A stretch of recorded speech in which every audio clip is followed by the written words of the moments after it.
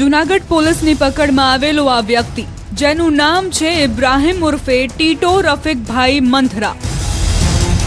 પોલીસને એક બાતમી મળી હતી કે શહેરના સુખનાથ ચોક નજીક આવેલ પિશોરી ફળિયા વિસ્તારના એક મકાનમાં નશાકારક કફ સિરપનું વેચાણ થાય છે। પોલીસ જ્યારે ઇબ્રાહિમના ઘરે પહોંચી તો ટ્રાઇપ્રોલિડાઇન, હાઇડ્રોક્લોરાઇડ અને કોડેન ફોસ્ફેટ ધરાવતું રેક્સોટી નામનું કફ સિરપ મળી આવ્યું હતું। પોલીસે 39,900 રૂપિયાની 190 બોટલ કરી જપ્ત।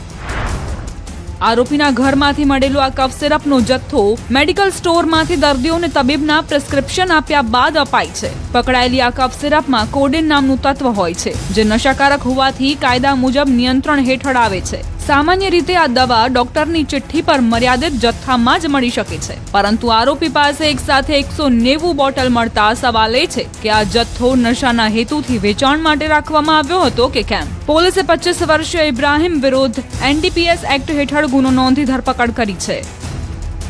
જૂનાગઢ સુખનાથ ચોક પિશોરીવાડી સિમેન્ટવાડી ગલીમાં રહેતા ઇબ્રાહિમ ઉર્ફે ટીટો મંથરાના રહેણાંકના બાતમીવાળી જગ્યાએ પોલીસ દ્વારા રેડ કરતા ટ્રાઇપ્રોલાઇડ, હાઇડ્રોક્લોરાઇડ એન્ડ કોડેન ફોસ્ફેટ સિરોપ, જેને આપણે કોડેન સિરોપ કહીએ છીએ, તેની 100 mlની કુલ 190 બોટલ મળી આવી, જેની માર્કેટ વેલ્યુ છે એ 40,000 રૂપિયા જેટલી થાય છે।